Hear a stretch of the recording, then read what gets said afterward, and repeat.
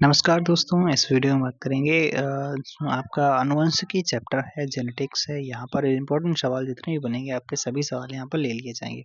चलिए पहला सवाल देखते हैं। कह रहा है कि सही कथन का चयन कीजिए। तो सही कथन इसमें सीधे-सीधे चलता है। क्या है कि इसमें आपका जो 22 गुणसूत्र से सेम होते हैं, 23वां गुणसूत्र जो होता है वो आपका सेम नहीं होता है, ठीक है? बाकी मेल फीमेल में 22 गुणसूत्र सेम होते हैं, यही आपके। तो इसमें देखो यही लिखा है कि वैक्स गुणसूत्र वाले शुक्राणु में 23 गुणसूत्र होते हैं और वाई गुणसूत्र वाले शुक्राणु में भी 23 गुणसूत्र होते हैं, ठीक है? अगर सेम की बात करता है तो 22 सेम होते हैं और 23वां गुणसूत्र जो होता है वो एक्स वाई होता है, ये ठीक है। तो डी वाला आपका सही हो जाता है। देखो लिखा भी है यहाँ पर, ठीक है। 23 जोड़ी आपके होते हैं, यानी टोटल आपके कितने होते हैं? आपके 46 गुणसूत्र होते हैं। जीन की गतिविधि के माध्यम से लक्षणों की नियंत्रित करते हैं। तो जीन जो होता है हार्मोन की गतिविधि के, जीन जो होते हैं ये फिल करना था यहाँ पे। जीन जो होते हैं हार्मोन की गतिविधि के माध्यम से लक्षणों को नियंत्रित करते हैं, ठीक है। जीन हार्मोन की गतिविधियों के माध्यम से लक्षणों को नियंत्रित करते हैं। जीन आनुवंशिकता की मूलभूत इकाई है। जीन के कारण ही हमारे आनुवंशिक विशेषताओं की जानकारी होती है। जब जीन के डीएनए में स्थायी परिवर्तन होता है तो उसे उत्परिवर्तन कहा जाता है। ये एक सवाल पूछा गया था, ये आपको मतलब आपको ऐसे ही याद करना पड़ेगा। तो देखो यहाँ पर कह रहा है कि जब मेंडल ने क्या किया था, जब मेंडल ने मटर के पौधे में 2 लक्षणों वाली वंशागति का अध्ययन किया था, तो F2 पीढ़ी में पौधों के लिए एक फेनोटाइप का अनुपात मिलता था। तो 9:3 आपका क्या मिला था? 9:3:3 अनुपात मिला था, ये वाला मिला था, ठीक है। 9:3:3 का अनुपात मिला था, किसमें? आपका फेनोटाइप में मिला था। मंडल ने 2 द्विसंकरी क्रॉस के लिए गोल और आपका पीले क्या लिया था? पीले बीज से उत्पन्न पौधों का क्रॉस कराया। इनमें से गोल तथा पीले बीज प्रभावी होते हैं। अगर P2 पीढ़ी के पौधों का फिनोटाइप अनुपात 9:3:1 प्राप्त हुए तो F2 पीढ़ी के पौधों में जीनोटाइप की अगर बात की जाती है तो 1:2:1, फिर 4:2, फिर 1:, ये प्राप्त हुआ था। ओ भाई ये ठीक है। अगला सवाल है, एक पीढ़ी से दूसरी पीढ़ी में वंशानुगत होने वाला आनुवंशिक पदार्थ कौन सा होता है? तो आपका डीएनए ही होता है। कौन सा? डीएनए होता है। डीएनए या डीऑक्सीराइबोन्यूक्लिक एसिड जो होता है ये एक आपका एसिड अणुओं का आपका समूह होता है जो माता पिता से वंशागति गुणों या आनुवंशिक जानकारी को उनके संतानों तक ले जाने तथा स्थानांतरण करने के लिए जिम्मेदार होता है। डीएनए की खोज 2 वैज्ञानिकों जेम्स वाटसन एवं फ्रांसिस क्रिक ने 1953 में की थी। इस खोज के लिए 1965 में उन्हें क्या मिला था? नोबेल प्राइज मिला था।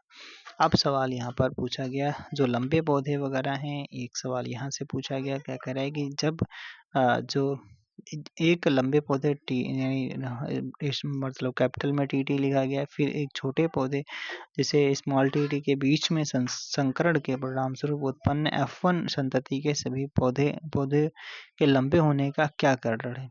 तो इसमें रीजन यही है, क्या बता रहा है कि क्योंकि पौधे की लंबाई केवल कैपिटल टी द्वारा निर्धारित होती है, ठीक है, इसके द्वारा निर्धारित होती है, इसलिए आपका क्या हो जाता है, इसलिए सभी लंबे दिखाई देते हैं, ठीक है।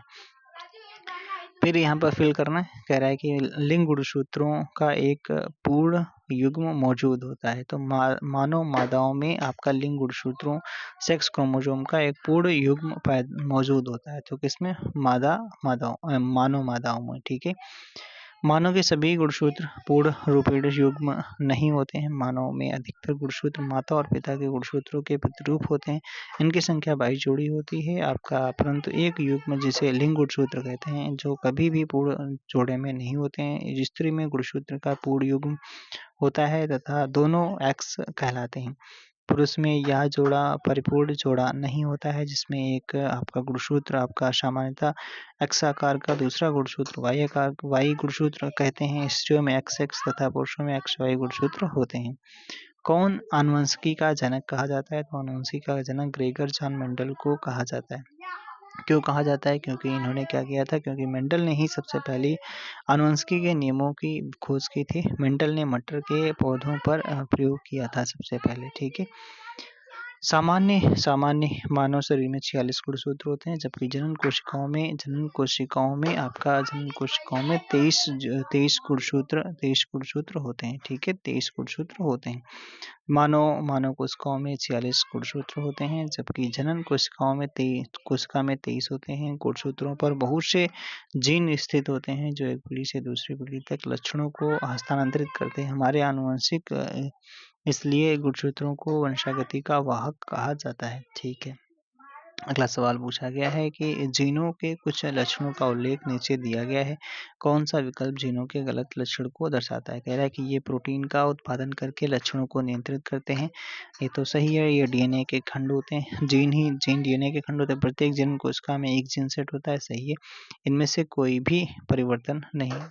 कोई परिवर्तन नहीं होता, ये गलत है। ठीक है, यही आपका कह रहा है गलत हो जाता है। ठीक है, जीवों के लक्षण ये प्रोटीन का उत्पादन करके लक्षणों को नियंत्रित करते हैं। ये डीएनए के खंड होते हैं। प्रत्येक जनन कोशिका में एक जीन सेट होता है। व्यक्ति का लिंग निर्धारण होता है, तो व्यक्ति का लिंग निर्धारण होता है तो यहाँ पर किसके द्वारा होता है? शुक्राणु और डिंब दोनों में मौजूद गुणसूत्रों, माता पिता की आहार संबंधी आदतों से। ऐसा तो नहीं कह सकते, डिंब में मौजूद गुणसूत्रों का। तो इसमें से आपका जो सही उत्तर हो जाएगा, दूसरा वाला उत्तर भाई साहब सही हो जाएगा। कौन सा है? शुक्राणु में मौजूद गुणसूत्रों की वजह से ही आपका लिंग का निर्धारण होता है। व्यक्ति के लिंग का निर्धारण शुक्राणु में मौजूद गुणसूत्रों द्वारा होता है। मानव लिंग निर्धारण के लिए XX और XY गुणसूत्र का अनुसरण करता है। पुरुषों में X तथा Y गुणसूत्र होते हैं, महिलाओं में आपका XX गुणसूत्र होते हैं। अब यहाँ पर ये पीढ़ी दिखाई गई है। ठीक है, ये आपको यहाँ पर कह रहा है कि चित्र एक एकल जीव की प्रजनन क्रिया और मामूली भिन्नताओं वाली एक संतति को दर्शाता है। इस अंतर का क्या कारण हो सकता है? तो इस अंतर का कारण इन्होंने बताया कि डीएनए प्रतिरूपण में त्रुटियां। ठीक है, डीएनए प्रतिरूपण में त्रुटियां बताई गई हैं इसमें, ये फिगर जो दिखाया गया है। ठीक है, चलिए देख लेते हैं। चित्र में उपस्थित जो आपका दर्शाया गया है, जबकि केवल एकल जीव जनन करता है, जैसा कि अलैंगिक जनन में होता है। यदि एक जीवाणु विभाजित होता है तो परिणामतः 2 जीवाणु उत्पन्न होते हैं, जो पुनः विभाजित होकर 4 जीवाणु उत्पन्न करेंगे, जिनमें आपका आपस में बहुत अधिक समानताएं होंगी, उनमें आपस में बहुत कम अंतर होगा। डीएनए प्रतिकृति के अनुसार समय न्यून त्रुटियों के कारण उत्पन्न हुई होंगी। ठीक है, अगला सवाल पूछा गया है, वंशागति के नियमों को प्राप्त करने में मेंडल की असफलता के पीछे क्या राजन था? तो उन्होंने क्या किया था? उन्होंने अपने संस्करण में एक बार में एक ही लक्षण का अध्ययन किया था, तो इसलिए ये सही हो जाता है। तो ए वाला उत्तर सही हो जाएगा। लिंग निर्धारण के लिए उत्तरदायी होते हैं, तो लिंग निर्धारण के लिए उत्तरदायी आपका कौन से होते हैं? एलोसोम्स होते हैं। ठीक है, एलोसोम्स होते हैं। एलोसोम्स मानव सेक्स क्रोमोसोम्स एलोसोम्स की एक विशिष्ट जोड़ी होती है, जो एक सामान्य ऑटोसोम्स से रूप, आकार या व्यवहार में भिन्न होता है। मनुष्य में 46 गुणसूत्र के आपके 23 जोड़े होते हैं। इनमें 22 जोड़ी को ऑटोसोम्स कहा जाता है, जबकि 23वां जोड़ा यदि XY है तो इसे एलोसोम्स कहा जाता है। यदि जोड़ा मनुष्य में यही जोड़ा आपका 23वां जोड़ा ही आपका क्या करता है? लिंग निर्धारण का कार्य करता है। मेंडल ने अपने प्रयोगों में मटर के पौधे की निम्नलिखित में से किस विशेषता का उपयोग नहीं किया था? तो इन्होंने पत्तों की आकृति का प्रयोग नहीं किया था, बाकी सभी का किया था। मटर के पौधों की लंबाई, बीज की आकृति, फूलों के रंग का डिसीजन इन्होंने लिया था, इसमें यूज किया था। कौन सा कथन सही है, ये पूछा जा रहा है। तो प्रत्येक प्रोटीन के लिए एक विशिष्ट जीन होता है, ये तो सही है भाई, एक वाला ही आपका सही हो जाता है। जीन डीएनए के न्यूक्लियोटाइडों का एक अनुक्रम है, जिसमें सन्निहित कूटबद्ध सूचनाओं से अंततः प्रोटीन के संश्लेषण का कार्य संपन्न होता है। यह आनुवंशिकता के बुनियादी और कार्यक्षम घटक होते हैं। यह यूनानी भाषा के शब्द जीनस से बना है। जीन आनुवंशिकता की मूलभूत शारीरिक इकाई है। प्रत्येक जीन का एक अलग प्रोटीन होता है। कौन सा कथन ये गलत है? कह रहा है कि प्रत्येक जीन के एक विशेष लक्षण प्रदर्शित करता है, बिल्कुल सही है। प्रत्येक जनन कोशिका प्रत्येक युग्म से एक गुणसूत्र ग्रहण करती है, हाँ करती है। ठीक है, युग्मक निर्माण के समय युग्म विकल्पी का एक साथ आते हैं, 2 नहीं आते हैं। जीन गुणसूत्रों पर स्थित होते हैं, बिल्कुल सही है। ठीक है, यहाँ पर अगर बात करते हैं, कह रहा है कि प्रत्येक जनन कोशिका प्रत्येक युग्म से एक गुणसूत्र का ग्रहण करती है, जीन गुणसूत्रों पर स्थित होते हैं, एक ही करती है, ठीक है। वहाँ पर लिखा था 2 इसलिए गलत हो जाता है। मेंडल के द्वारा आपका प्रयोग किए गए प्रयोगों के तरीकों के आधार पर नीचे दिए गए कथनों में कौन से कथन आपको सही कथन का पहचान कीजिए। तो आरंभ में पौधों पर निषेचन किया जाता था, उसके बाद में स्वनिषेचन, तो ये वाला ही आपका उत्तर सही हो जाता है, ठीक है। मेंडल द्वारा प्रयोग किए गए प्रयोगों के आधार पर आरंभ में पौधों का परनिषेचन यानी क्रॉस फर्टिलाइजेशन किया गया था, उसके बाद में स्वनिषेचन मतलब सेल्फ फर्टिलाइजेशन किया गया था, ठीक है। आगे बात करते हैं, अगला सवाल पूछा गया, प्रत्येक जनन कोशिका प्रत्येक युग्म से एक गुणसूत्र ग्रहण करती है और ये मात्र तथा पितृ की ही हो सकता है। जब ये 2 जनन कोशिकाएं संलयित होती हैं तो ये जातियों स्पीशीज के डीएनए की स्थिरता सुनिश्चित करते हुए संतति में गुणसूत्रों की सामान्य संख्या को बहाल कर देती हैं। वंशागति की इस प्रणाली को क्या कहा जाता है? भैया ये कितना सब कुछ लिखा है इसने, और इसमें मतलब तो ये मंडल के प्रयोगों के परिणाम, ठीक है। मंडल के प्रयोगों के परिणाम में परिणित किया गया है, ठीक है। ये वाला उत्तर सही हो जाता है। प्रत्येक जनन कोशिका प्रत्येक युग्म से एक गुणसूत्र ग्रहण करेगी और ये मातृ तथा पितृ मूल की हो सकती हैं।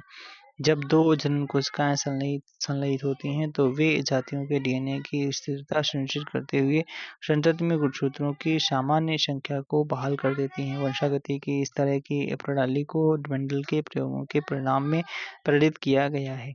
मेंडल ने अपने प्रयोगों के लिए किस पौधे का प्रयोग किया था?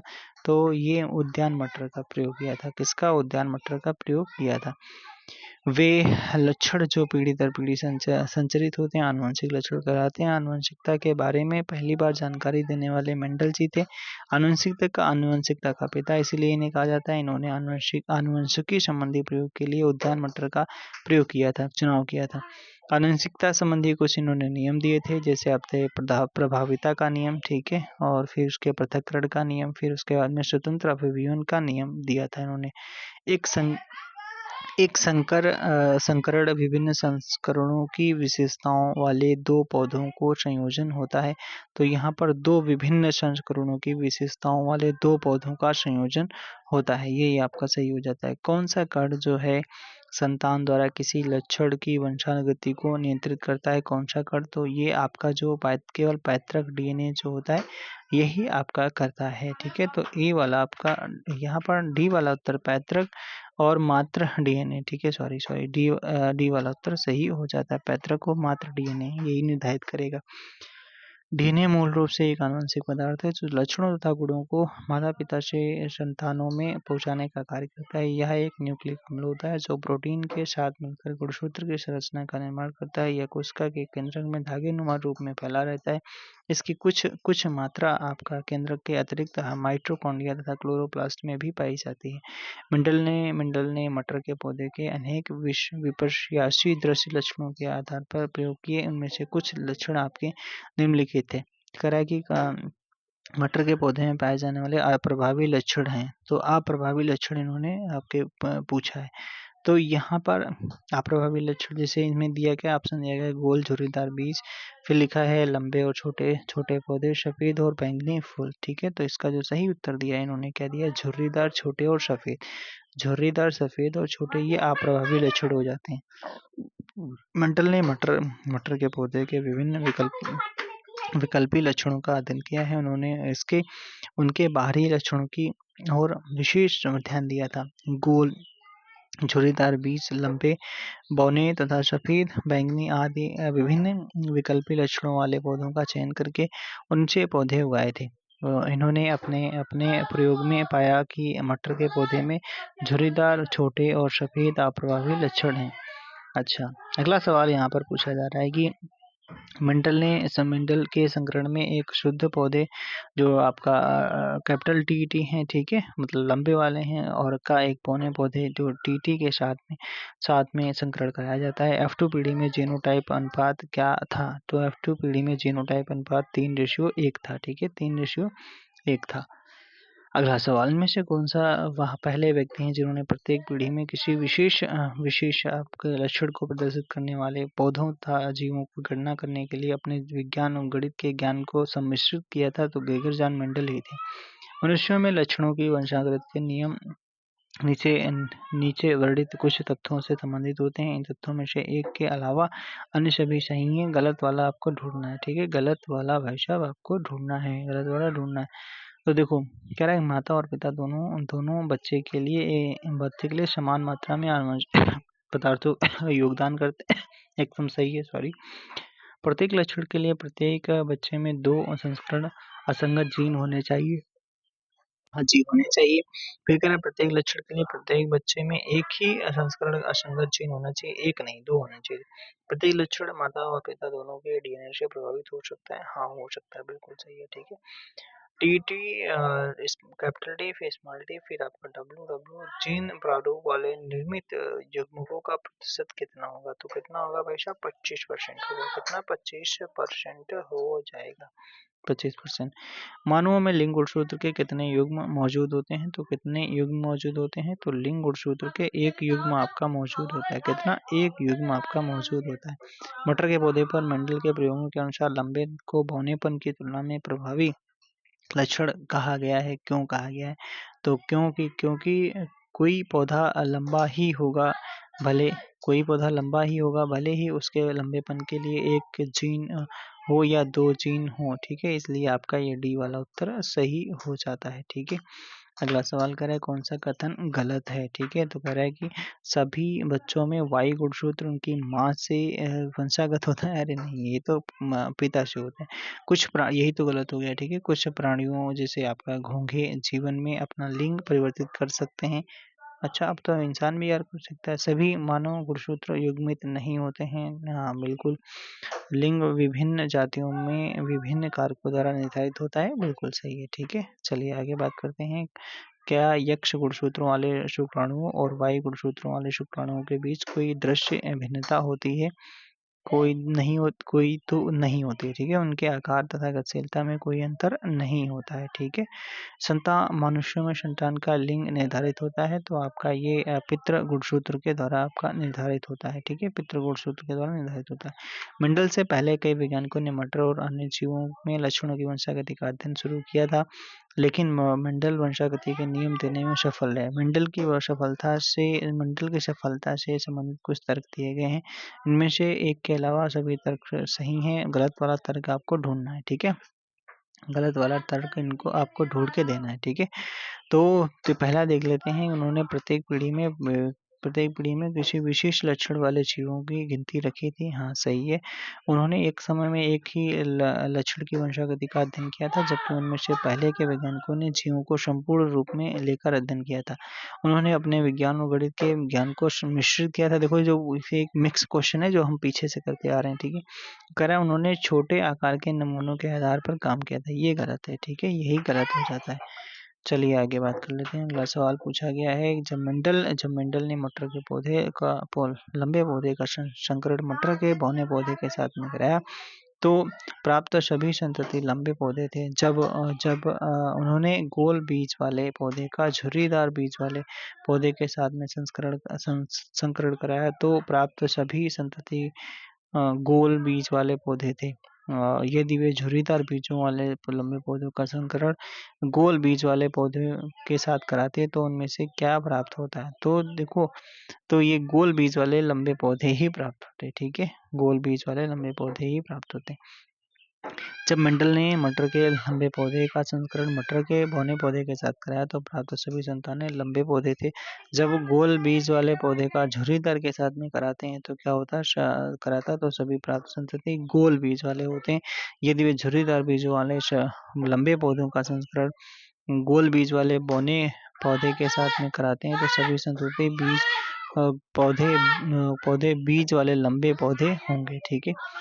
मानव नरों में मौजूद लिंग गुणसूत्र XY इनके बीच में क्या अंतर है? तो XY में क्या अंतर है? तो X गुणसूत्र बड़ा होता है जबकि Y गुणसूत्र आपका छोटा होता है। X गुणसूत्र बड़ा होता है जबकि Y गुणसूत्र छोटा होता है। ओ भैया ठीक है, इतना मतलब ये भी डीपली सवाल पूछा गया है। लक्षणों की वंशागति को नियंत्रित करने वाले नियमों की खोज में मेंडल के सफल होने का एक कारण इनमें से क्या था? तो जस्ट अभी ऊपर भी करा गया था। इन्होंने क्या किया था? उन्होंने संतति की संख्यात्मक गणना की थी। संतति की संख्यात्मक गणना की थी, इसीलिए सफल माना जाता है। यदि मेंडल ने F2 पीढ़ी का अध्ययन नहीं किया होता तो क्या होता? तो भाई क्या होता?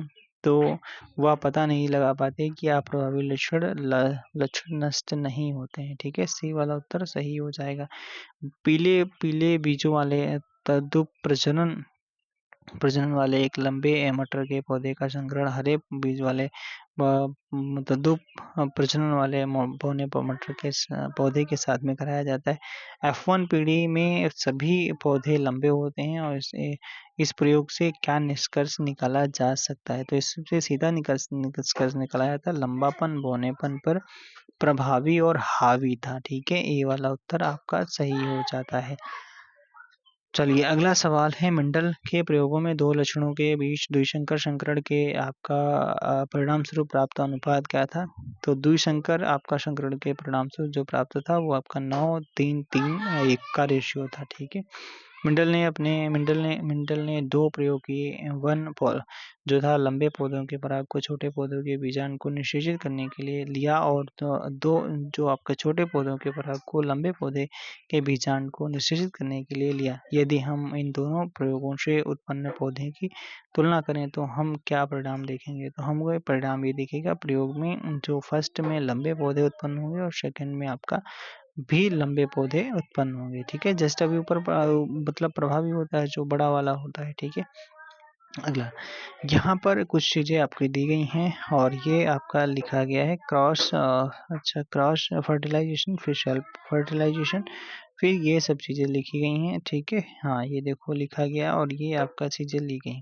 तो कह रहा है कि यहाँ दो पौधों के बीच में संकरण को F2 पीढ़ी तक दिखाया गया है। इस संकरण से निकाले जा सकने वाले कुछ निष्कर्ष दिए गए हैं कि जो आपके गलत निष्कर्ष दिया गया। कौन सा इसमें गलत निष्कर्ष दिया गया? तो देखो केवल लाल रंग प्रभावी होता है, ये तो सही दिया गया है। ठीक है, फिर कह रहा है लाल कह रहा है लक्षण वंशागत होते हैं लेकिन व्यक्त नहीं होते हैं। ठीक है, ये भी सही है। और फिर कह रहा है कि लाल और हरा दोनों प्रभावी हैं, हालांकि हरे का उत्पादन कम संख्या में होता है, यही गलत दे रखा है। बाकी आपका हरा अप्रभावी होता है, ये सही है। ठीक है, मंडल के मटर के पौधों का प्रयोग के संबंध में इनमें कितने से कौन सा गलत है? ये गलत पूछा जा रहा है। ठीक है, गलत पूछा जा रहा है। ठीक है, तो देख लेते हैं। मंडल ने विपरीत विपरीत दृश्यों वाले गोल झुर्रीदार बीजों तथा लंबे पौने मटर उद्यान मटर के कई पौधों का उपयोग किया था। हाँ किया था, उन्होंने एक लंबा पौधा और एक बौने पौधे को लिया था। उन्होंने संकरण द्वारा संतति पौधे उत्पन्न किए और परिणाम F1 संतति में सभी पौधे लंबे थे। हाँ ये भी किया था। द्वितीय पीढ़ी में F2 पीढ़ी में जो भी F1 पीढ़ी के लंबे पौधे की संतति थी सभी लंबे पौधे थे, ये गलत है। ठीक है, F2 संतति में लंबाई और बौनेपन के गुणों का प्रकट होना यह इंगित करता है कि दोनों गुण F1 पौधों में वंशागत हुए थे। ठीक है, चलिए अगला सवाल। मनुष्य में कितने जोड़ी अलैंगिक गुणसूत्र होते हैं? तो आपका 22 जोड़ी होते हैं। ठीक है, कितने? 22 जोड़ी होते हैं। एक सामान्य मनुष्य में कितने गुणसूत्र होते हैं? सामान्य मनुष्य में 2 गुणसूत्र होते हैं। ठीक है, XY होते हैं। फिर उसके बाद में हरी मटर का वैज्ञानिक नाम क्या होता है? हरी मटर का वैज्ञानिक नाम पाइशम सटाइवम होता है। अच्छा, कौन से गुणसूत्र लड़की के जन्म के कारक हो सकते हैं? तो लड़की के जन्म के कारक हो सकते हैं XX हो सकते हैं। ठीक है, कौन सा ग्रेगर जर्मेंडल के वंशागत सिद्धांत के अंतर्गत नहीं आता है? तो ये आपका पृथक्करण का नियम आता है, प्रभुत्व का सिद्धांत आता है, स्वतंत्र वर्गीकरण का आता है, बायोपिक्स का सिद्धांत नहीं आता है। ठीक है, अगले सवाल पे चलते हैं। अगला सवाल कह रहा है कि जीव जो अधिक दूर के संबंधी हैं उनके DNA में अधिक अंतर होते हैं। इस विचार के आधार पर निर्मित दृष्टिकोण को क्या कहा जाता है? तो ये कहा जाता है आणविक जातिवृत्त कहा जाता है। ठीक है, आणविक जातिवृत्त कहा जाता है। यौन प्रजनन में माता-पिता का योगदान होता है, ठीक है? तो योगदान होता है अपने जीन्स का आधा हिस्सा, ठीक है? ये वाला उत्तर आपका सही हो जाता है। एक सामान्य मानव शरीर में कोशिका में क्रोमोसोम्स कितने होते हैं? तो क्रोमोसोम्स 46 होते हैं। कितने? 46 होते हैं। मनुष्य शरीर की एक कोशिका में कितने गुणसूत्र होते हैं? एक कोशिका में आपके 46 गुणसूत्र होते हैं। ठीक है भाई साहब। फिर वो एक गुणसूत्र किससे बनते होते हैं? गुणसूत्र किससे संबंधित होते हैं? गुणसूत्र आपका आनुवंशिक लक्षणों के संचरण से संबंधित होते हैं।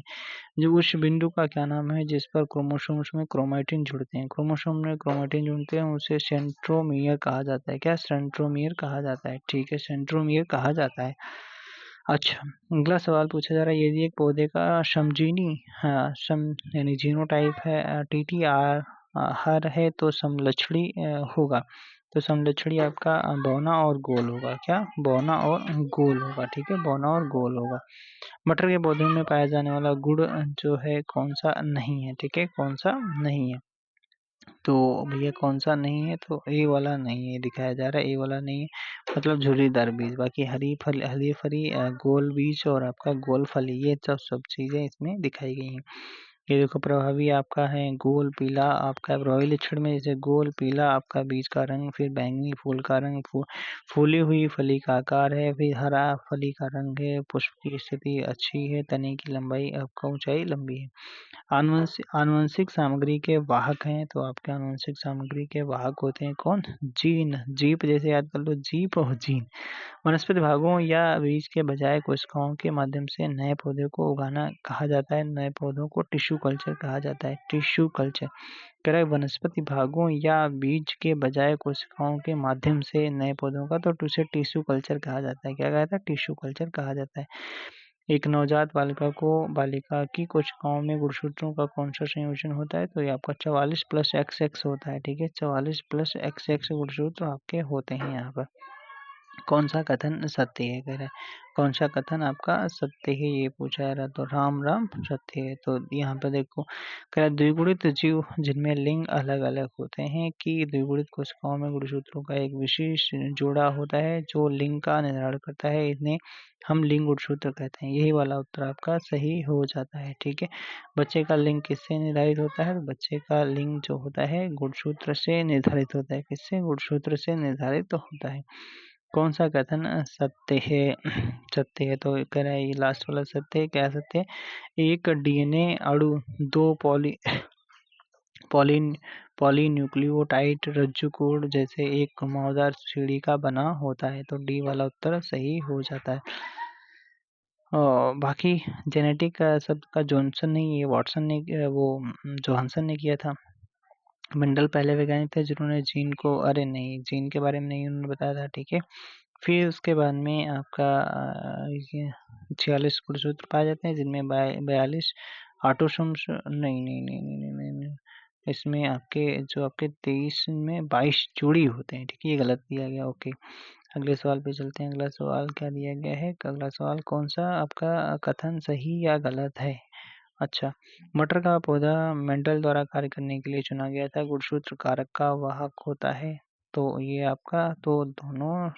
फिर उसके बाद में कह रहा है कि मानव अंग में भुजाएं पक्षियों के पंखों के अनुरूप हैं, ये गलत है। ठीक है, सी वाला गलत है। बाकी ए और बी आपके दो सही हैं। ठीक है, अगला सवाल आनुवंशिक लक्षणों के जीन समूह को क्या कहता है कहा जाता है? तो जीनोटाइप कहा जाता है। ठीक है, जीनोटाइप कहा जाता है। लैंगिक प्रजनन में के शामिल होते हैं। तो लैंगिक प्रजनन में विपरीत लिंगों में दो जनक शामिल होते हैं। दो जनक का शामिल होते हैं। ठीक है, एक मादा युग्मक में क्रोमोसोम्स होते हैं। तो क्रोमोसोम्स कितने होते हैं? 23 क्रोमोसोम्स होते हैं। 23 क्रोमोसोम्स होते हैं। ओके, और मानव के अनिश्चित अंडे में होते हैं। अनिश्चित अंडे में होते हैं तो मानव के अनिश्चित अंडे में क्या होते हैं भाई? तो आपके केवल एक एक्स क्रोमोसोम्स होता है। क्रोमोसोम्स होता है। ठीक है, पुरुष शुक्राणु में गुणसूत्रों की संख्या कितनी होती है? पुरुष शुक्राणु में 23 होती है। ठीक है, मानव शुक्राणु में कितने गुणसूत्र होते हैं? मानव शुक्राणु में आपका 23 होते हैं। ठीक है, कितने होते हैं? 23 होते हैं। ठीक है, अच्छा, मानव शरीर की कोशिकाओं में पाए जाते हैं तो 23 जोड़ी आपके गुणसूत्र पाए जाते हैं। अच्छा, किस प्रकार का पुनर्जनन अधिक विविधता ला सकता है? तो आपका लैंगिक पुनर्जनन आपका अधिक विविधता ला सकता है। पीढ़ी F1 में दिखाई देने वाला लक्षण आपका क्या हो जाता है? तो प्रबलता, ठीक है, प्रबलता। अगला सवाल, ने अनु अनु ने वंशानुक्रम के नियमों को प्रतिपादित किया था? तो मेंडल जी ने ही किया था। किसने किया था? मेंडल भाई साहब ने किया था, ठीक है। अगला, आधुनिक आधुनिक आनुवंशिकी का जनक आपका मेंडल को ही जाना जाता है, ठीक है। प्रयोग हमें गुणों की विरासत को एक पीढ़ी से अगली पीढ़ी में ले जाने के लिए तंत्र प्रदान करते हैं, तो आपका मेंडल के प्रयोगों ने ही बताया था, ठीक है। अगला, आनुवंशिकता के नियम किसके द्वारा? तो मेंडल के द्वारा किए गए। ने किसने सजीव वस्तुओं में लक्षणों की आनुवंशिकता के सिद्धांत को? तो मेंडल ने ही किया था, ठीक है। आपका वंशागत नियम की खोज मेंडल ने की। मेंडल ने आधुनिक आनुवंशिकी के जनक कौन माने जाते हैं? मेंडल को माना जाता है। एक मानव जाति के एक पुरुष को एक्स क्रोमोसोम जो उसकी किससे प्राप्त होता है? तो किससे मिलेगा? किससे मिलेगा? माता से मिलेगा, ठीक है, माता से मिलेगा। बच्चे का लिंग जो होता है वो आपका पिता से निर्धारित होता है, ठीक है, पिता से निर्धारित होता है। प्रजातियों में जीवित रहने का लाभ प्रदान कर सकता है और केवल आनुवंशिक क्रम में योगदान प्रदान करता है, तो आपका क्या होता है? परिवर्तन। परिवर्तन जीवित रहने का लाभ प्रदान करता है, ठीक है। आपका सी वाला उत्तर आपका सही हो जाता है। माता पिता से संतान में शारीरिक या मानसिक गुणों के संचरण को क्या कहा जाता है? तो आनुवंशिकता कहा जाता है। क्या कहा जाता है? आनुवंशिकता कहा जाता है, ठीक है। निम्नलिखित में रोगों में से कौन सा एक आनुवंशिक विकार है? तो आनुवंशिक जो विकार होता है कौन सा होता है? थैलेसीमिया होता है, ठीक है, थैलेसीमिया होता है। थैलेसीमिया एक आनुवंशिक विकार है। ये बच्चों को माता पिता से आनुवंशिक तौर पर मिलने वाला एक रक्त रोग है। थैलेसीमिया ऑटोसोमल अप्रभावी आनुवंशिक विकार है। यह तब होता है जब जनकोष संतति में तभी प्रवेश करता है जबकि दोनों जनक जीन वाहक होते हैं। मानवों में नर युग्मक निम्नलिखित में से कौन से गुणसूत्र का वाहक होते हैं? तो आपका या तो एक्स या वाई गुणसूत्र का वाहक होते हैं, ठीक है। डी वाला उत्तर आपका सही हो जाता है। अगले सवाल पे चलते हैं। अगला सवाल, जीन उत्परिवर्तन किसके कारण होता है? जीन उत्परिवर्तन आपका नाइट्रोजनी क्षारकों के अनुक्रम में परिवर्तन के कारण होता है। डाई हाइब्रिड यानी संकर क्रॉस में विपर्यासी लक्षणों की जोड़ी पाई जाती है, ठीक है। कितनी जोड़ी पाई जाती है? तो 2 जोड़ियां पाई जाती हैं। कितनी? 2 पाई जाती हैं। लक्षण से उत्पन्न जोड़े स्वतंत्र रूप से व्यवहार करते हैं। एक जोड़ा स्वतंत्र रूप से वर्गीकरण करता है, ठीक है, तो 2 होते हैं। ओके, उत्परिवर्तन आनुवंशिक नहीं होता है, तो ये आपका दैहिक उत्परिवर्तन आनुवंशिक नहीं होता है, ठीक है। दैहिक उत्परिवर्तन आपका आनुवंशिक नहीं होता है। यदि मनुष्यों में गुणसूत्रों की संख्या 46 है, तो मनुष्यों की दैहिक कोशिकाओं में कितने गुणसूत्र विद्यमान रहते हैं? 46 गुणसूत्र आपके विद्यमान रहते हैं, ठीक है। वह गुण जो F1 पीढ़ी में प्रभाव रखता है और स्पष्ट रूप से देखा जाता है, उसे क्या कहा जाता है? तो प्रतिसारी, प्रबल या आनुवंशिक? तो प्रबल कहा जाता है, ठीक है, प्रबल कहा जाता है। मेंडल के नियम केवल तभी लागू होते हैं जब क्या होता है? जब माता पिता शुद्ध प्रजनन है, ठीक है, माता पिता शुद्ध प्रजनन है, ठीक है, तभी लागू होता है। मेंडल ने F1 पीढ़ी के पौधों से F2 वंशज की पद्धति द्वारा प्राप्त किया था। स्वपरागण की पद्धति द्वारा प्राप्त किया था, ठीक है, स्वपरागण की पद्धति। किस प्रकार का प्रजनन अधिक विविधता ला सकता है? तो आपका लैंगिक प्रजनन, ये जस्ट अभी ऊपर पढ़ा गया था सवाल, ठीक है। लैंगिक प्रजनन आनुवंशिक गुणों के वाहक होते हैं, तो आनुवंशिक गुणों के आपके वाहक और डीएनए होते हैं। कौन होते हैं भाई साहब? डीएनए होते हैं, ठीक है। 556 गोल हरे और सिकुड़े पीले बीजों के हाइब्रिड क्रॉस में बीज गोल और पीले होते हैं, तो आपका 315 आपके जो बीज आपके जो होते हैं वो गोल और पीले होते हैं, ठीक है। ये इस तरीके से दिया गया, ये फिलहाल क्वेश्चन आपका छोड़ने वाला है, ठीक है, ओके। F2 जनरेशन में फिनोटाइप की आपका जो रेशियो होता है वो कितना होता है? 9:3:3:1 होता है, ठीक है। एलील होते हैं, तो एलील होते हैं जीन का वैकल्पिक एक रूप होता है ठीक है। विश्वास और प्रथाओं का एक संग्रह जिसका उद्देश्य मानव आबादी की आनुवंशिक गुणवत्ता में सुधार लाना होता है, और किस आनुवंशिकी के क्षेत्र को कहा जाता है? तो इसे कहा जाता है आपका क्या? आनुवंशिक इंजीनियरिंग कहा जाता है भाई? नहीं नहीं नहीं, इसे आपका यूजेनिक्स कहा जाता है, सॉरी, ठीक है। विश्वास और प्रथाओं का एक संग्रह जिसका उद्देश्य मानव आबादी की आनुवंशिक गुणवत्ता में सुधार लाना होता है। यह आनुवंशिकी के क्षेत्र में यूजेनिक्स कहलाता है। आनुवंशिक इंजीनियरिंग यानी जेनेटिक इंजीनियरिंग के द्वारा मानव का अध्ययन कर मानव के रोग विज्ञान के निदान में सहायता मिलती है। हरगोविंद खुराना को 1967 में जेनेटिक कोड शोध के कारण नोबेल पुरस्कार दिया गया था। विज्ञान की भाषा का जिसके अंतर्गत जिसका उद्देश्य मानव जनसंख्या आनुवंशिक गुणवत्ता में सुधार करना होता है तो उसे आपका यूजेनिक्स कहा जाता है। क्या कहा जाता है? यूजेनिक्स कहा जाता है। ठीक है। वैज्ञानिक वैज्ञानिक जी ने गिरगट जॉन मेंडल का निधन कब हुआ था? वो भैया 1884 में हो गया था। और 1884 समझो वही 1885 में भारतीय राष्ट्रीय कांग्रेस की स्थापना हुई थी। ऐसे याद कर सकते हो। ठीक है। ओके भाई साहब। इनका जन्म अगर बात करते हैं 1822 में हुआ था। 1884 में इनकी डेथ हो गई थी। इन्होंने 3 नियम दिए थे और प्रभाविता का नियम, पृथक्करण का नियम, स्वतंत्र अभिव्यंजन का नियम इन्होंने दिया था। इनमें से कौन सा लिंग संबंधी निर्धारकों के बारे में गलत कहलाता है? ठीक है। तो यहाँ पर अगर हम बात करते हैं तो कह रहा है कि पुरुष में एक एक्स गुणसूत्र और एक वाई गुणसूत्र होता है। तो बिल्कुल सही है। बच्चे का लिंग निषेचन के समय निर्धारित किया जाता है जब नर और मादा युग्मक एक युग्मक बनाते हैं। ठीक है। एक स्त्री में 2 एक समान एक्स गुणसूत्र और एक्स वाई होते हैं। यही तो गलत हो गया। एक्स एक्स ही होते हैं। ठीक है। ये गलत हो गया। ओके। मनुष्य में पुरुषों के यौन गुणसूत्रों में आपके एक्स वाई गुणसूत्र होते हैं। कौन एक्स वाई गुणसूत्र होते हैं? ठीक है भाई साहब। अगला सवाल पूछा गया है कि आमतौर पर मेंडेलियन कारक क्या कहलाते हैं? तो मेंडेलियन कारक जीन कहलाते हैं। ठीक है। जीन। वंशानुक्रम की इकाई क्या कहलाती है? तो ये जीन ही कहलाती है। क्या कहलाती है? जीन कहलाती है। अगला सवाल आपका है, मेंडल ने मटर के पौधे को चुना कहाँ गया? आमतौर पर ये तो हो गया। ठीक। मंडल ने मटर के पौधे को चुना क्यों? क्योंकि उसमें विषम दिखने वाले गुण थे। ठीक है। उनमें विषम दिखने वाले गुण थे, इसलिए इन्होंने चुना था। विविधता है। विविधता क्या होती है? तो ये आपका एक ही प्रजाति के व्यक्तियों के बीच अंतर। ठीक है। सही है। एक ही माता पिता की संतानों के बीच अंतर, माता पिता और संतानों के बीच अंतर। उपयुक्त सभी उत्तर है, इसमें सही हो जाता है सी वाला। एक ही प्रजाति विभिन्न आबादियों के बीच की आनुवंशिकता विविधता को ही आपका क्या कहा जाता है? जैव विविधता, आनुवंशिक विविधता कहा जाता है। ठीक है। आनुवंशिक विविधता कहा जाता है। ठीक है भाई। अगले सवाल पे चलते हैं। केला मंडल ने किस आधार पर युग्मकों की शुद्धता का नियम दिया था? तो एक संकर संकरण यानी मोनो हाइब्रिड क्रॉस के माध्यम से इन्होंने बताया था। ठीक है भाई साहब। अगला सवाल है, मटर के पौधे में कैरेक्टर रेशेशिन होते हैं तो आपके झुर्रीदार बीज जो आपके कैरेक्टर रेशेशिन होते हैं। ठीक है। ओके। अगला सवाल, कौन सी विशेषता मटर के एक पौधे में अप्रभावी होती है? तो अप्रभावी होती है, जैसे ये अभी ऊपर पढ़ा गया था, झुर्रीदार जो बीज होते हैं वो अप्रभावी होते हैं। ठीक है। अप्रभावी होते हैं। अगला, इनमें से कौन सा पुरुषों में पाया जाता है? तो आपका एक्स वाई गुणसूत्र पाया जाता है। ठीक है। कौन सा? वाई गुणसूत्र पाया जाता है। ठीक है। वाई गुणसूत्र इसमें पुरुषों में पाया जाता है। ठीक है। अगला सवाल पे चलते हैं। और सवाल बचा है क्या भाई? हाँ बचा है। पुनर्जनन का अर्थ होता है छोटे खंड से जीव के पूरे शरीर का निर्माण होना।